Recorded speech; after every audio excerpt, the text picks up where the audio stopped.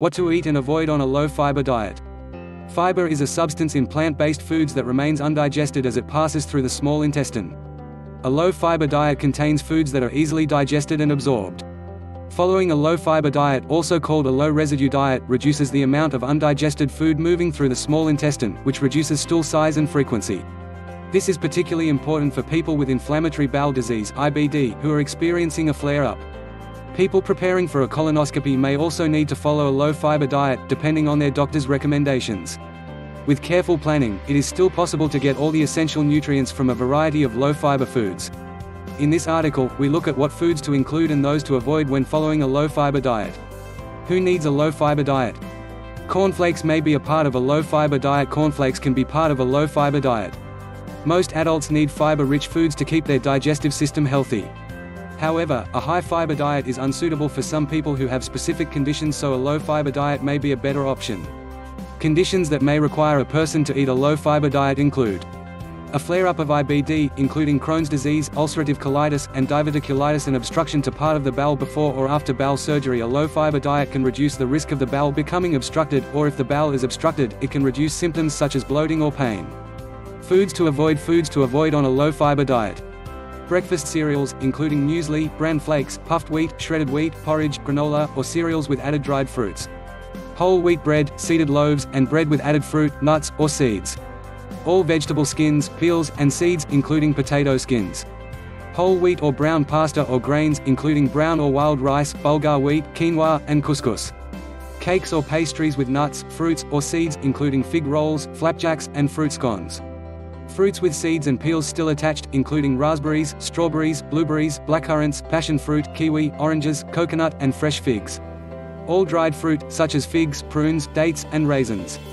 Any raw, uncooked vegetables. Pulses, such as lentils, baked beans, kidney beans, and chickpeas. Seeds, such as pumpkin, sunflower, and flax seeds. Nuts, including walnuts, Brazil nuts, almonds, cashews, and crunchy peanut butter. Tough or fatty meat. Fish with bones and the skin still on. Caffeinated drinks, including coffee, black tea, and cola. Chunky soups. Foods to eat. A stack of naan breads, which can be a part of a low-fiber diet. Naan breads can be included in a low-fiber diet. Proper nutrition is crucial for the best management of IBD and other conditions that affect the bowel. Some people only follow a low-fiber diet for short periods, while others may use it as a long-term strategy. Even if just following the diet for a short time, it is still important to try and eat a variety of foods.